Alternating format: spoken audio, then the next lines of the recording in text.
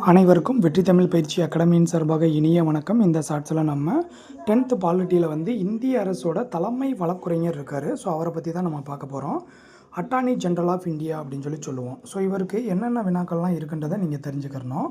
பாருங்கள், அதாவது இந்திய அரசோட தலைமை வழக்கறிஞரை நியமிக்க வழிவகை செய்யக்கூடிய இந்திய அரசியலமைப்பு சட்டம் எது அப்படின்னா 76ங்க.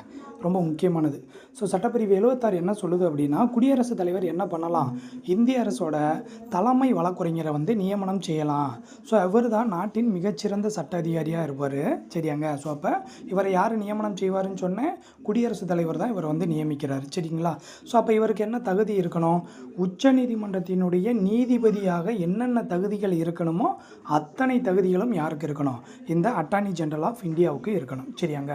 ஸோ நல்லா பார்த்து வச்சுக்கிறணும். அப்போ உச்சநீதிமன்ற நீதிபதியாக தேவையான தகுதிகள் எல்லாமே இவருக்கு இருக்கணுங்க. அதே மாதிரி இவருடைய பதவிக்காலம் அப்படின்றது நிலையான ஒன்று கிடையாது. இவருக்கு வருடங்கள்லாம் கிடையாதுங்க. குடியரசுத் தலைவர் விரும்பும் வரைக்கும் என்ன பண்ணலாம், இவர் அந்த பதவியில் இருக்கலாம். ஸோ குடியரசுத் தலைவர் வேணான்னு நினச்சாருன்னா அவர் அந்த பதவியிலேருந்து நீக்கிடுவார். அவ்வளோதான். அடுத்தது பார்த்தீங்க அப்படின்னா, தன்னுடைய பதவி விலகல் கடிதத்தை என்ன பண்ணுவார், இவர் குடியரசுத் தலைவருக்கு கொடுத்துட்டு தானே என்ன பண்ணிக்கிறலாம், இவர் பதவி வேணாம் அப்படின்னு போய்க்கிறலாம். ஸோ இவருடைய ரோல் என்ன அப்படின்னா, நீங்கள் இந்தியா மேலே ஏதாவது ஒரு கேஸ் தொடுக்குறீங்க அப்படின்னா, ஸோ அது சம்மந்தமாக இவர் இந்தியாவில் இருக்கக்கூடிய எந்த கோர்ட்டில் வேணாலும் போய் வழக்காடக்கூடிய அதிகாரம் இவருக்கு வழங்கப்பட்டிருக்கு. அதே மாதிரி நாடாளுமன்றத்தோட இரண்டு அவையிலையும் இரண்டு அவையிலையும் சரி, இல்லாட்டி கூட்டம் நடக்கிறப்ப இவங்க என்ன பண்ணிக்கலாம், இவர் கலந்துக்கிறலாம், ஆனால் வாக்கு செலுத்த முடியாது. ஸோ இதை தான் நமக்கு டிஎன்பிசியில் கேட்டிருந்தாங்க.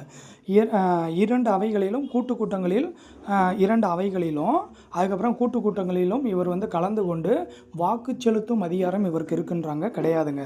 ஸோ வாக்குனா உங்களுக்கு நல்லா தெரியும், ஏதாவது ஒரு மசோதா பாஸ் பண்ணணும் அப்படின்னா அப்போ இவர் என்ன பண்ண முடியாது, வாக்கு செலுத்த முடியாது. பட் என்ன பண்ணிக்கலாம், இவர் கூட்டத்தில் கலந்துக்கலாம். சரியாங்க. ஸோ இது அதே மாதிரி நாடாளுமன்ற உறுப்பினருக்கு கிடைக்கக்கூடிய அனைத்து சலுகைகளும் அனைத்து சட்ட விளக்கம் அனைத்து சலுகைகளும் இவருக்கு கிடைக்குது. அதே மாதிரி எந்த ஒரு சட்டத்தை விளக்கணும் அப்படின்னா இவர் என்ன பண்ணுவார், குடியரசுத் தலைவருக்கு நிறையா விஷயங்கள் சட்டத்தை பற்றி சொல்லிக் கொடுப்பார். சரிங்களா. ஸோ இது ஒரு மிக முக்கியமான ஒரு ரோல். இதை கொஞ்சம் நீங்கள் நல்லா பார்த்து வச்சுக்கிறணும்.